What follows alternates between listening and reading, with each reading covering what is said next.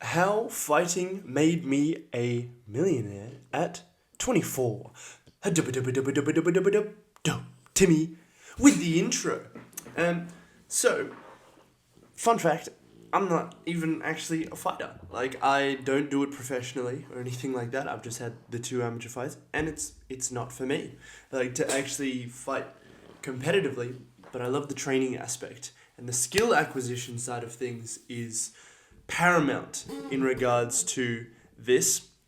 And that I did a post about it today, and I was so fired up about it. I wanted to chat about it here because you, like, as humans, as men, we need a particular set of skills to be able to flourish and really do as well as possible in this life. And those key fundamental skills, I'm a big believer in this. They carry over to every aspect of your life if you hone them intentionally and you can adapt them accordingly.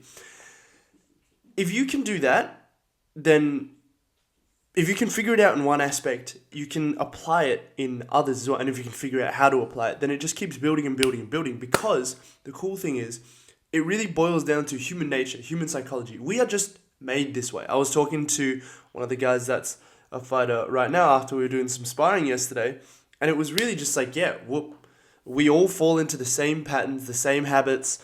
We do the exact same things when we're in certain situations. So when it comes to fighting, it's really about a few, like I said, key things that help you in other areas. The first one in my mind is really being able to develop skills, because skills are what provide you security in yourself, in your capabilities. Well, it's like if you truly know your capabilities, you can take supreme confidence in that and then just go and do the job, do what needs to be done. So if you know that you've trained as hard as you can, you've developed the skills that you need to, and you've just absolutely gone for it, then you can just be like, whatever the outcome is, I know that I've put what I need to input-wise in. I trust the outcome to God and whatever it's going to be. And the fact is, if I don't quit, I can't lose. So it's like that dedication to the craft and that willingness to do whatever it takes. Be all in. You really adopt that identity, that mindset of like, I am a fighter. This is what I do. Your whole schedule's built around it. We do very well with schedules as well. Humans naturally do that, but a lot of the time the issue we have with schedules that are imposed upon us are just that they're imposed upon us. We don't care about the thing that we're dedicating to. If it's a job that you don't like, if it is like school and you don't enjoy it, that kind of thing. The imposition is what, and the lack of alignment is what makes it a struggle.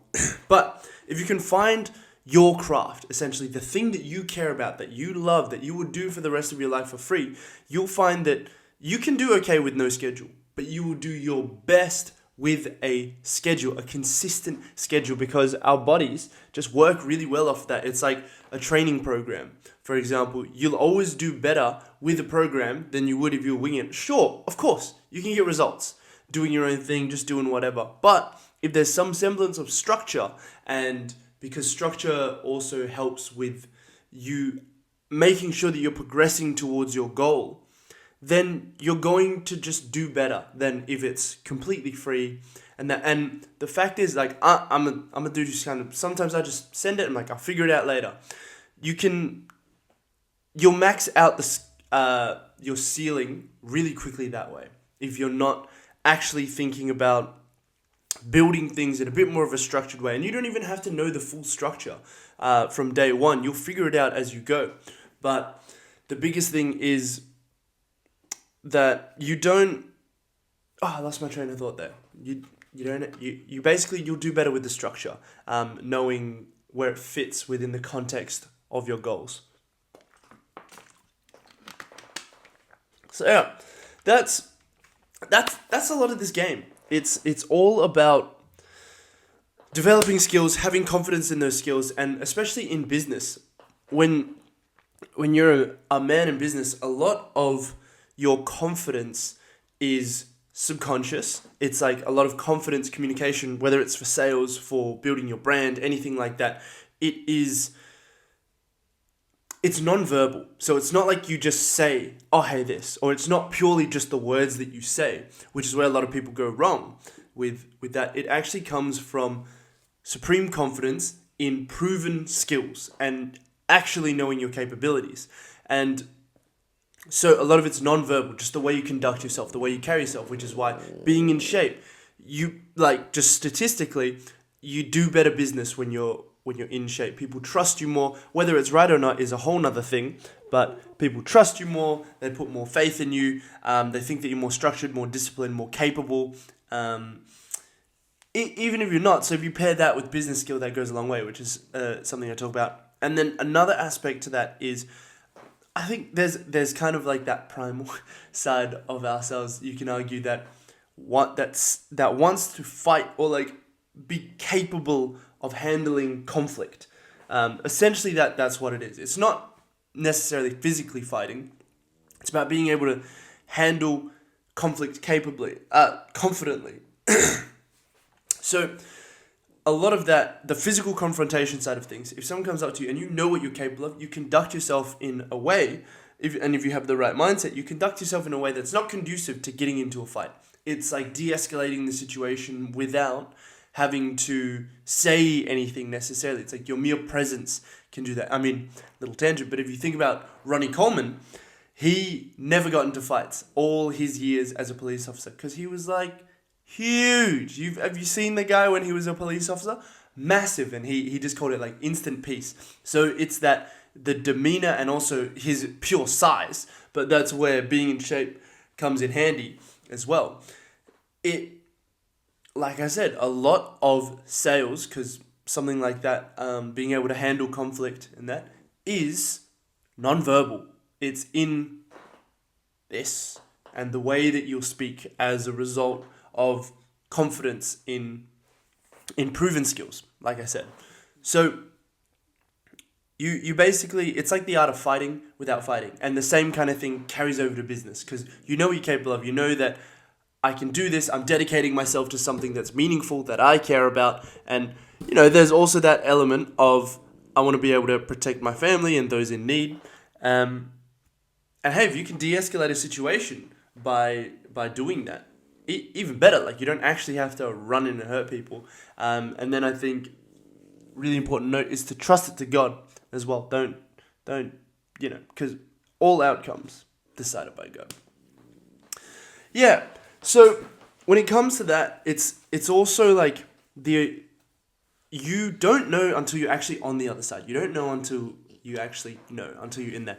When you get around those like-minded people, those guys who have that shared vision, that dedication, that structure, that discipline, you realize, I have to hit a whole new level with this, or like it just becomes your normal. So that's a big thing about getting around the right people is it causes you to excel. And a really important thing for both business and fighting is understanding fighting is actually a team sport. Yes, at the end of the day, it is you and one other individual or two individuals inside there. But everything that's required to get them to the fights, all of that is done outside of the fight. And you need a team to come in and do these things. If you want to do your best, of course you can just go in there and scrap and like do okay. But if you want to do your best, that's what we're talking about. We're not just talking about getting by. We are talking about being your absolute best. You know in your heart that you gave it your everything. You can stand before God at the end of your life and be like, yes, I fully dedicated myself and I had absolute faith in you, God. So it's a team sport, and you have to embrace that and understand sometimes you'll be the team leader. If you're a fighter yourself, then it's about you, and you got people depending on you, like people whose effort that you want to validate. Be like, yeah, it was worth you putting in this effort this time. And it's like these are all. It's not like you want to ever depend just on one of those things, those little small motivations. You want to depend on the discipline side of things. It's a classic thing to say, but those things help. They fire you up extra. And it's like the little 1%ers, they stack up as long as you're doing the 90% of things that need to be done as well. And then for business, it's also understanding that no man is self-made. No man does it alone. No man comes in and does this. And it's a funny idea that a lot of people have where they say, I'm self-made, or they want to believe that they're self-made. And don't get me wrong, I've used the term before. But I think that it's incorrect because you're incapable of being self-made. One, we can't create ourselves. God does that. Parents have the physical role of doing that as well. So it's like, already won. There. Your upbringing, whether it's good, it's bad, provided for in some capacity. For myself, I'm very blessed. I was raised fantastically. I had a phenomenal upbringing in which we were rich in the sense that not necessarily extremely wealthy, like not lots of money, but a caring, loving environment in which my parents dedicated themselves fully to me and my brother. And whatever we wanted to do, they pushed us to do it and do our best at it. And they pushed us to do all these extra things. Like they put me and my brother at martial arts at like 5 and 6 years old. And they made us keep going when we didn't want to go. And as a result of that, I've developed all of these things because, like I was saying in the post I was putting up today, is especially, like most people are like this, but especially as men, we learn better through doing, through actually putting things into practice. And that's how you really develop skills. Because it's all well and good to look from the outside and be like, oh, yeah, I could do that. But until you actually do it day in and day out, do what's required, you don't really know what it takes until you're on the other side. So that's another big thing, is like that discipline is like, you can say, oh yeah, I'll be disciplined. But what you say doesn't mean anything if you don't do it. So it's more important to do. You don't even have to say it. But when it came to it, it was like the idea was just instilled to us without really having to constantly say, I'll be disciplined, I'll be disciplined. It was just, we went. If we didn't want to go, my dad would say, you can either go and be happy or you can go and be miserable. That's it. Essentially, the idea is you're going. And we did.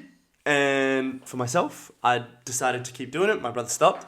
But that was a huge part of the journey, being able to actually have all of the discipline, have the structure as well. Because when you go to classes, when you dedicate yourself like that, and you're intentional about it, intentional about developing skill, being a good training partner, and that, then you're actually going to progress as opposed to just kind of rocking up, doing your own thing, unstructured, unsound. Of course, there's a degree of like how well you can do within that.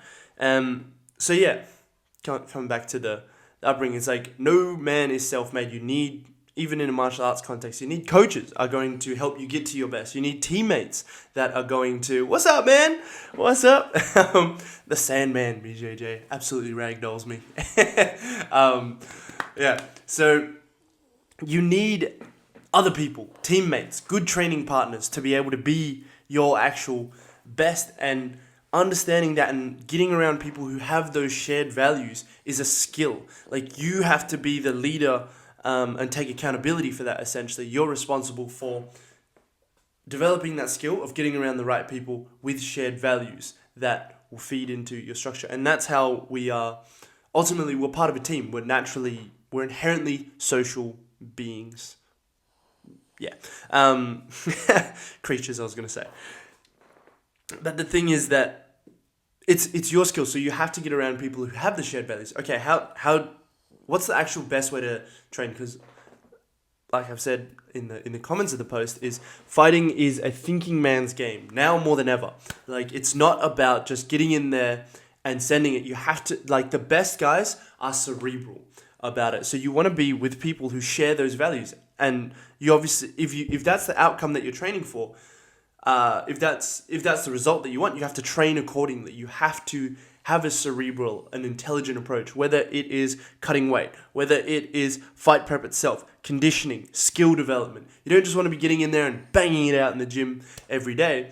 And then you realize, oh, I have to actually be smart about this. I have to be intentional about it. Even the fight itself, you have to be cerebral, and you want to develop that to the point where it's second nature. That it's just, oh yeah, this is normal. This is just what I do. This is just who I am. I'm just this guy that does it that way. Because at the top, it's all mental. And obviously, I don't know. I'm not a fighter at the top of the game. But I like to listen to a lot of fighters in the way that they speak, hear their mindsets, because I believe that a lot of it is mental. Like, you can get some of the best attributes, but if someone's not all there mentally, they'll fall apart and they won't be able to make it. So this is coming from Max Holloway, is who I've heard put it this way. It's like, at the top, it's all mental. The only distinction is mental. Everyone physically has pretty much the same attributes, and obviously mentally, if you're in the right spot, it'll help you develop those physical attributes even better, like different skills. If you're lacking in like grappling or something like that, for example, because it's me and I like grappling, lacking.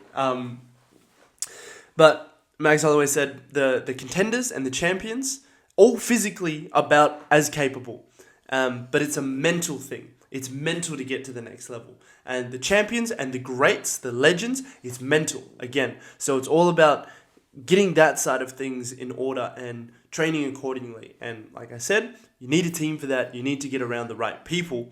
And that's where the shared values side of things comes in, and understanding that no man does it alone. And that's okay. If you can embrace that fact, you can do better than if you were to deny it and insist, oh no, I did this off my own back. Nah, you've at least had one person that's helped you. And this is really important to understand for business, because sometimes a lot of business owners get ahead of themselves and they want, it's almost like a pride thing, a chip on your shoulder, like, I'm self-made, I did this all myself.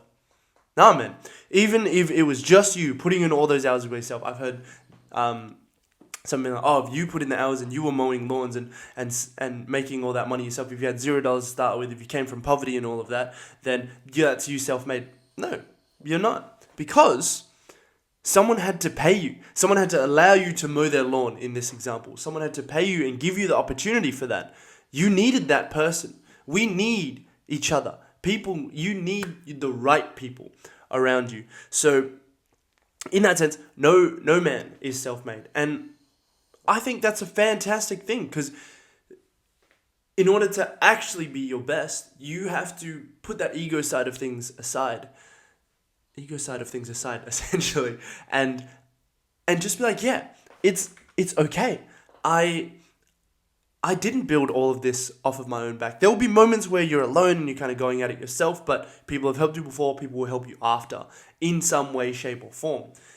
I think it's a beautiful thing, and it really puts into perspective the human side of business, because I think martial arts and that, it makes a bit more sense. Even then, it's a bit like, oh, just physical punch. People think that. But you forget that really at the root of it all is people. Beliefs, values, and people. Connection. That's really what it's about. And when it comes to business, you have to embrace that idea, because like you will run short if you don't understand that it's about people. Even if you're looking at stocks and investing, that kind of thing. Now, this is a bit of more of a tangent. It all comes down to people, human psychology, how people react to circumstances. It's all intentional. If you look at all that stuff, look into it. Conspiracy theory. Yeah, it is. It's like anything that happens in the market is a result of human reactions, human psychology, seeing what's happening, people just doing things. And we have quite predictable behaviors that we fall into when we're in a certain circumstance. Even if you're intentional about it, you'll have predictable behaviors that allow you to take advantage of any situation.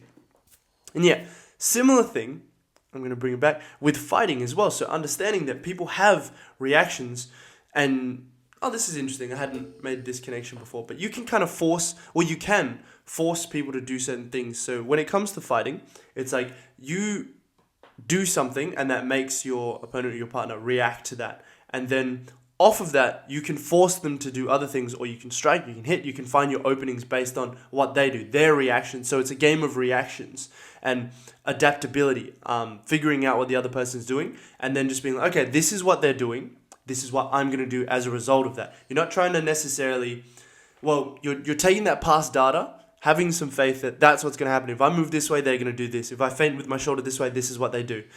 So then you can build off of that. And then to a degree, like you're predicting like a tiny bit in the future and being like, yeah, I have faith. Maybe it works, maybe it doesn't. Sometimes you zig when you should have zagged. And that's okay. Like being okay with that is a big part of it. Same kind of thing with,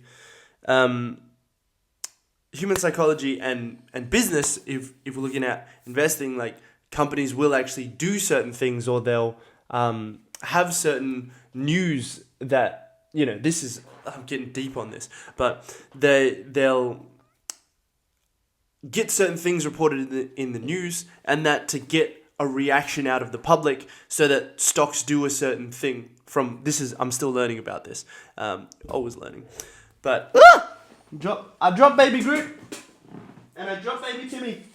All right, so anyway, companies do that because they know that, okay, if we do this, majority of people are going to do this with their stocks, their investments, and you can kind of weed people out, put them into certain positions because of the predictability of human nature, both the majority and the minority, and everyone. So the majority that kind of just go off of reaction and aren't really being as cerebral or thinking about it, but then also the minority that are more cerebral, we have predictable ways that we behave as well to capitalize, and just it's kind of like seeing it as it is what it is.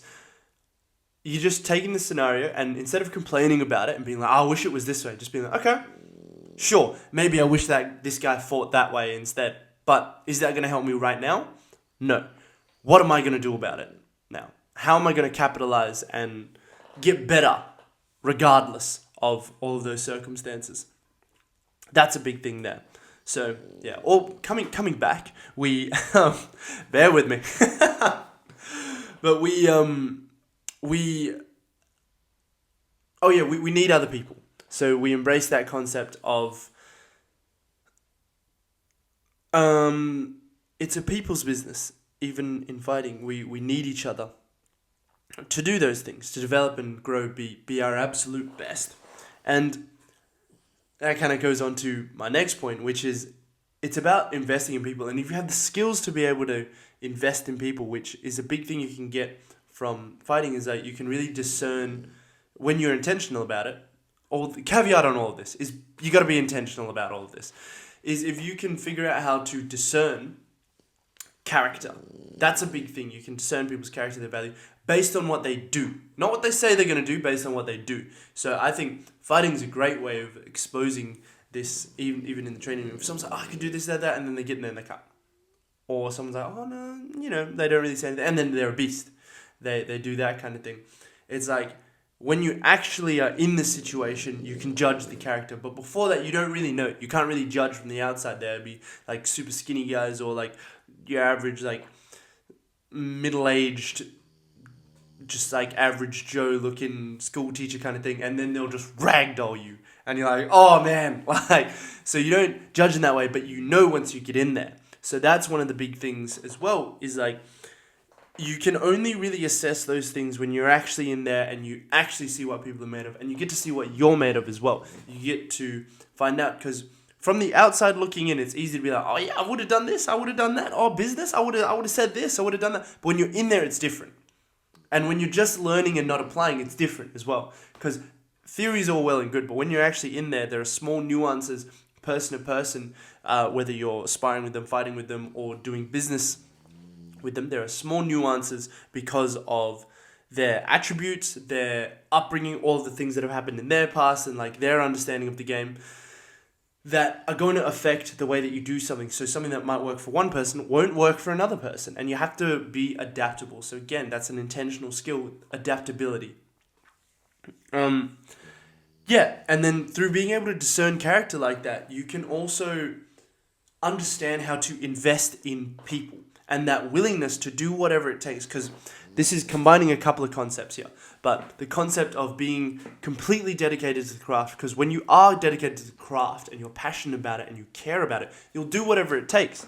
Fighters live broke for years, fully dedicated to the sport, and they're just like, I'm going to make it regardless, because it's not a matter of if, but when. And if I dedicate myself fully, it's going to happen. And you know when you're fully dedicated and when you're not. So understanding that is a big part of it. And then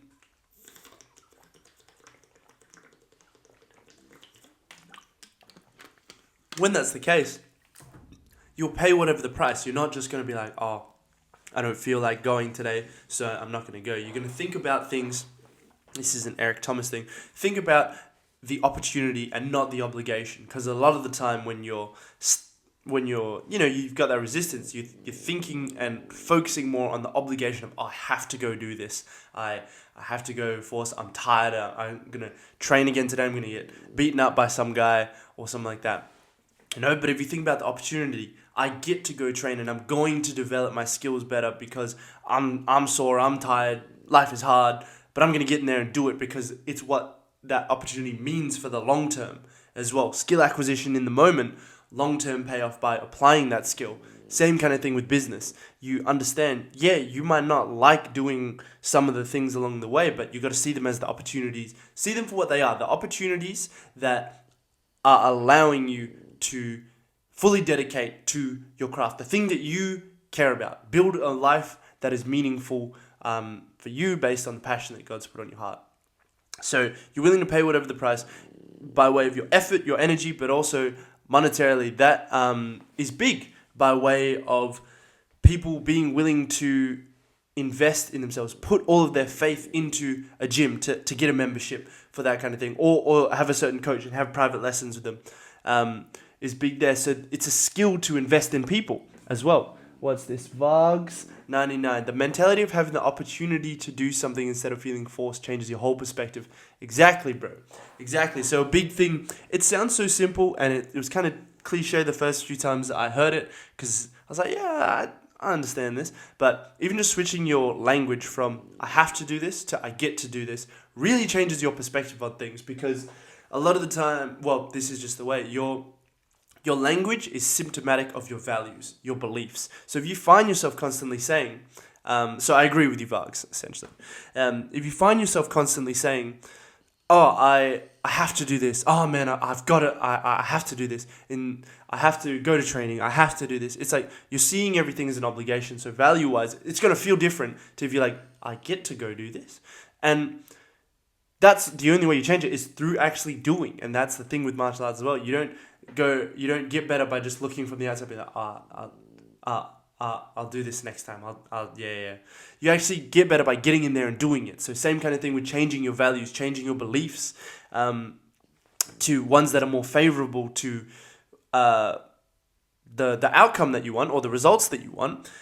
You can do it through essentially your actions, and then your actions will influence back to your values, and it kind of feeds back on itself. And it's a bit of an effort initially up front, because it wasn't a conscious thing before. Bringing it to your consciousness is a mission, and then applying it is more of a mission. But hey, it's hard either way. It's either hard now or hard later. It's all hard.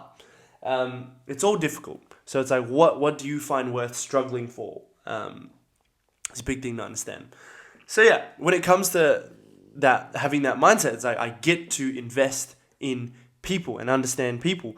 And for me specifically, it was like that mindset of, I'll do whatever it takes. I'll dedicate, make sure we have shared values, and then go on and go all in to this endeavor or this person that I believe in, has really carried over to the business side of things, because obviously the millionaire side of things, which is something, the whole thing that I'm really talking about, a lot of the way I approached my marriage with Yana, like when I first met her, the willingness to invest in her was everything.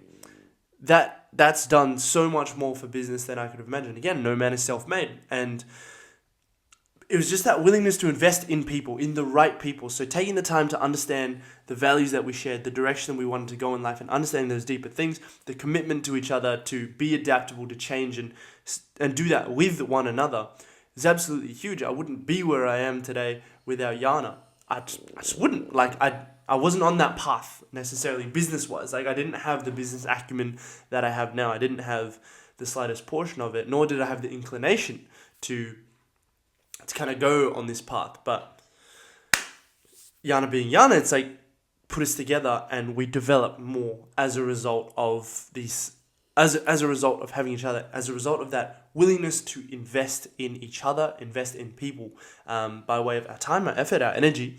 But a big thing was monetarily for us. Like, you see a lot of fighters, they give everything, especially at that start period when it's difficult and you're not getting paid for it. You're not getting good money. It's difficult. You have to build your brand. You have to try and get sponsors. It's like no one's just lining up to sign up with you. That kind of thing. And in business as well. And you have to understand that this is something that I've seen from Markel, the marksman.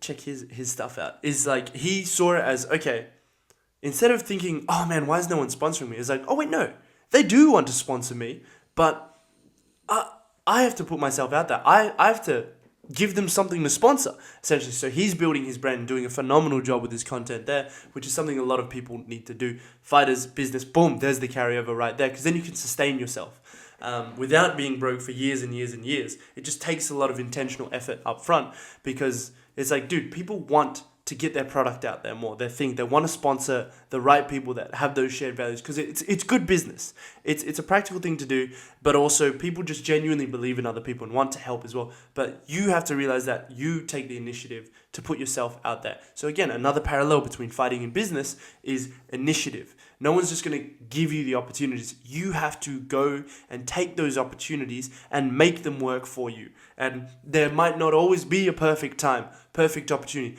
And chances are there won't be. The stars never really align that way, or they hardly ever do.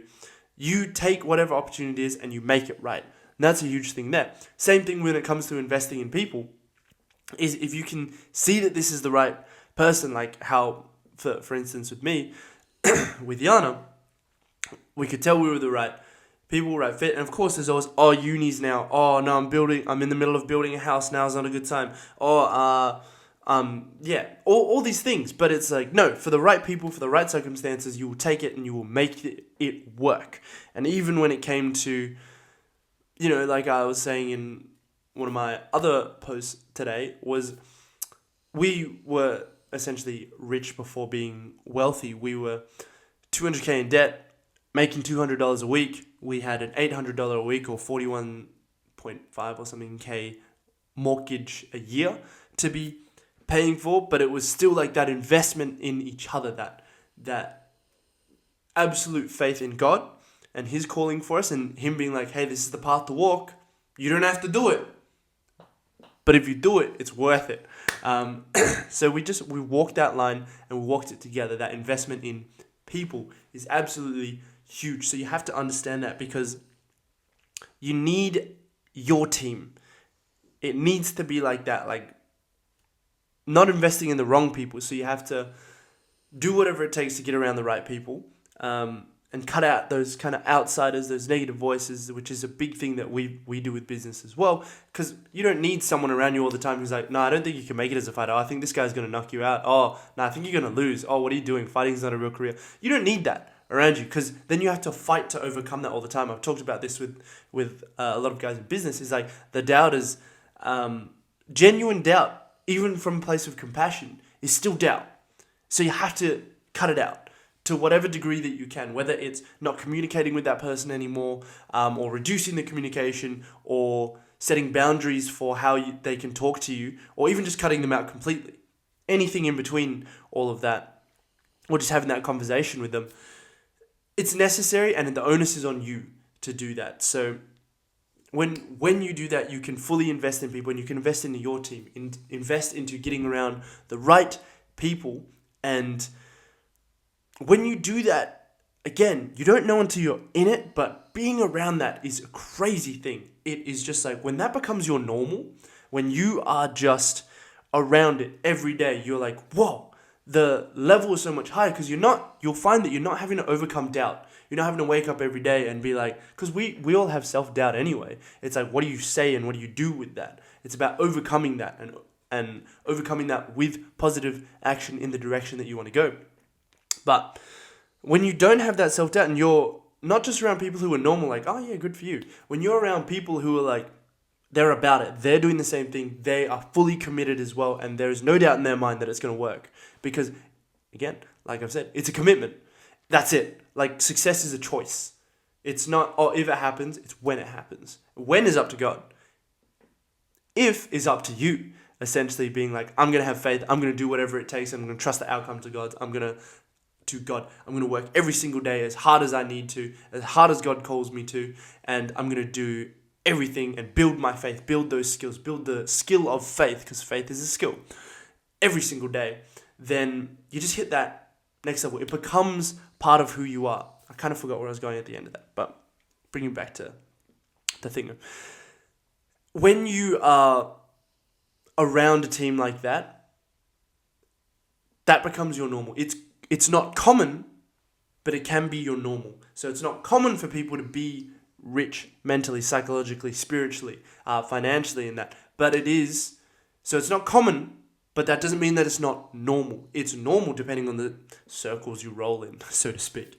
But it's just about who you surround yourself with, because if you can do that, you're not fighting against resistance every day. You're just feeding it. It's essentially an echo chamber of success, which, when it's unintentional, can be a negative thing, because you can end up just like exacerbating limiting beliefs, or like beliefs that will stop you, or like false narratives, or just going with facts or things that you perceive to be facts, but they just aren't true, and they're going to hurt you in the long term, in the short term, and other people, they're not right. So echo chamber, when it's unintentional, not so good. But when it is intentional, it's so powerful. It's almost like that, what's the term? It's like blind faith, but blind isn't the word. Basically, it's like the way I put it before, and it's not as eloquent as the one word, but it's seemingly and unreasonably devoted. It's just absolute faith, is one of the ways to put it. I can't remember the term right now. But when you're like that, then you're going to achieve way more than you thought possible, because you're not always second guessing yourself. It's just like when you're absolutely certain it's going to work, then it's just going to happen. You know, you're going to, if you truly, truly believe that something can happen, then you'll take action in accordance. If you don't believe it's possible, if someone's sowing those seeds of doubt, if you're allowing, this is the important bit, if you're allowing someone to sow those seeds of doubt into your mind, then you're not going to act in accordance with someone who knows 100% that this can be done. But if you have that faith and you are just like, yes, this is going to happen no matter what, you'll do it. You'll take action in accordance on a conscious, all the way down to the unconscious, subconscious level as well. Everything will be in accordance with the actions that are required to achieve that goal, to achieve that outcome. And I mean, the alternative is just to not do that and not be as successful as you could be. So I'm just like, what? Why would you do that? It's not really worth it. So yeah, I feel like I just wanted to make sure I go over all the things. But yeah, we learn best by doing, and being around people that are that dedicated is huge, and that have your shared values. It will, until you're on the other side of that, you won't understand how much change. And if you're already on the side of it, keep doing that more and more. And remember, it's a skill. You have to keep doing it. You don't just, yeah, cool, oh, done. I did it once and it's done. No, excellence is a habit, not an act. It's not a once-off. It is not something that you just like, oh, sick, I did it once, done. You got to keep going. You got to keep developing, keep growing, because to stagnate is to die. Running water never grows stale. That's Bruce Lee. What's up? Yeah, so a couple of other really important things that fighting helps with that carry over directly to business are regulating emotion and, it kind of comes under that, but regulating fear. Because if you're super afraid of getting hit or something happening all the time, you're going to move in a way where you're going to get hit more, because you'll be flinching, you'll be panicking. You're not actually going to develop the skill that's required unless you expose yourself to it and realize, hey, it's not that bad. The fear doesn't need to be that. I can regulate my emotions in this situation, not be like, this is a really important thing for fighting and for business, but not subject yourself to high highs and low lows. It's like giving into pleasure, essentially. We need to regulate our emotions more. Otherwise, it's very volatile and you won't make a lot of progress. The way that I was talking about this with Markel the other day, yesterday actually, is if you're volatile and you can't regulate the high highs and the low lows, if we're looking at like progress over time, then it's kind of like high, low, low, high, low, low, high, low, low, low, low, low. And then over years and years, so say this is like a 20-year period, you went highs and lows, but you ended up in the same spot. You never left this thing. But if you can regulate, there will be, like, because we're humans, there will be a degree of high and low, but being intentional about regulating that and not giving into that all the time, you go high, low, high, and it's a bit more steady. It's a bit slower, it's less volatile, but then in 20 years, you're up here. You've actually progressed all this way versus being stuck down here. So by being able to regulate your emotions and embrace fear as part of the process, being like, yeah, that's fine. Like failure, so to speak, like, yeah, failure, you could lose a fight or something. But if you don't quit, you don't lose. Yeah, you can lose in the short term. But if you're dedicated, then you can know what you did at the end of the time. Yeah, obviously people are losing stuff, losing records and that kind of thing. But hey, it is what it is. So it's really important to understand that you have to regulate fear, because if you're afraid to fall, you fall because you're afraid. Failure is part of success, but by you fixating on it and fixating on trying to avoid it, you attract it. Easiest way to think about this is if someone says, think about an elephant. Oh, sorry, don't think about an elephant.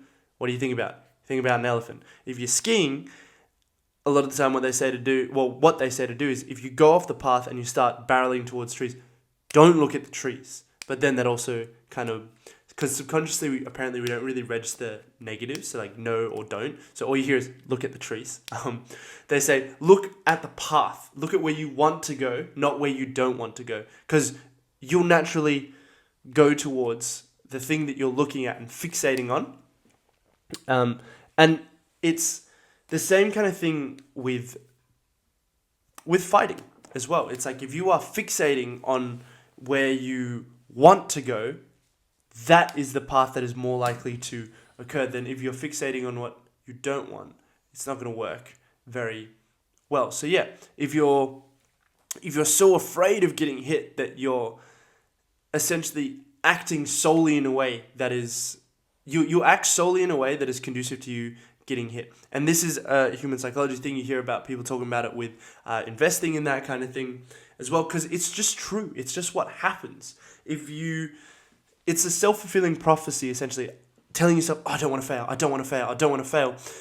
You attract that because your mind is on it so much. If you're like, okay, cool, it's part of the journey, it doesn't mean anything.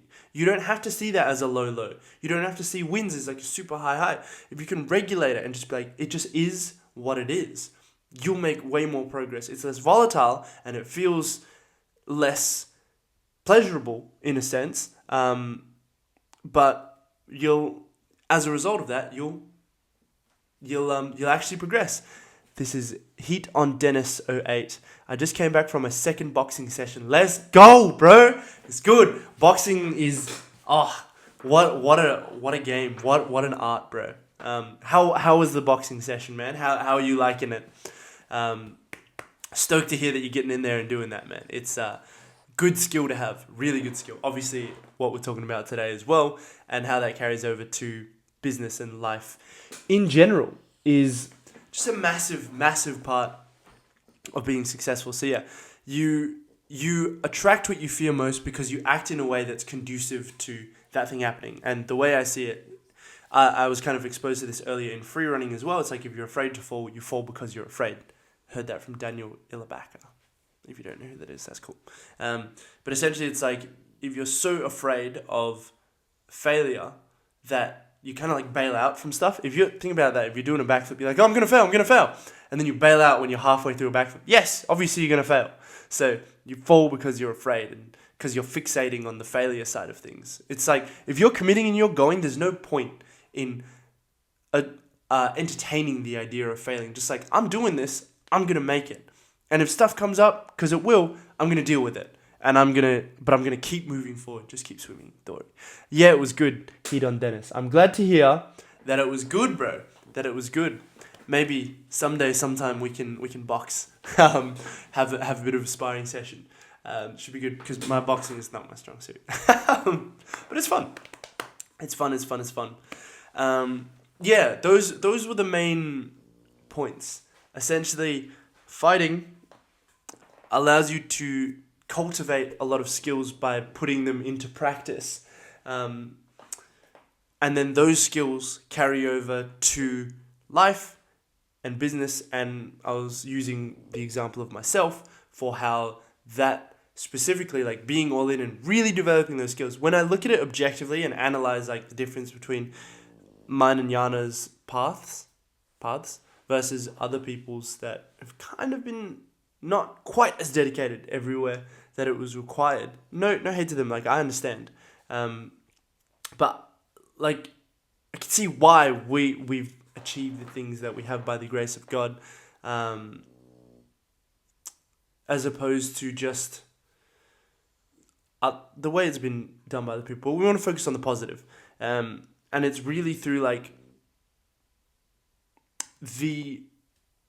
it's like we've taken everything to an extreme. It's the most extreme way I could have developed those attributes fighting wise, and then to go on and to be a millionaire without actually fighting itself. But from the attributes, and I love the craft. I love training. I'm so bad by heat on Dennis. That's alright, bro. Hey, bro, we all start somewhere. It's just like, if you just see it as you're on your path is where you're at now. I mean, you can see it however you want. But I think it's important to, understand where you're at. I get that acknowledgement and wanting to stay humble. But it's also really important to be mindful of what you speak over yourself. Because in the long term, if you're constantly saying like, I'm bad, I suck at boxing, I can't box, you're going to be a dude. You essentially adopt that identity and you act in a way that a dude that can't box will act. But yeah, I'm sure that it was like, you didn't mean it that way. But that's cool, bro. Well, good thing if you aren't that great at boxing yet, good thing you've started and you've done your second session. So it's only up from here. It's only improvement from here, bro. Which is the beautiful thing about it is like, perfect. If you're bad at something, you got nothing to lose. You only have gain. There's only gain to be made when you're not good at something, which I think is an awesome opportunity. On that note, I need to wrap this up because I need to go to bed. And I thought this was going to be like 10 minutes, 20 minutes maybe. But thank you guys for tuning in. I just love this topic so much. Business, fighting, just life, philosophy, all of that side of things. It's so much fun to talk about these things on that deeper level that I could do this all day, bro. But yes, I was supposed to be in bed at 9, so I'm going to go. Thanks for tuning in. Catch you guys on the flippity flip. Keep it all gravy, baby. Bye. See you, bro. Have a good night. Thanks for tuning in, and thanks for asking questions. All the best with boxing, bro. Keep killing it. I want to see those hands. Pa, pa, pa, pa.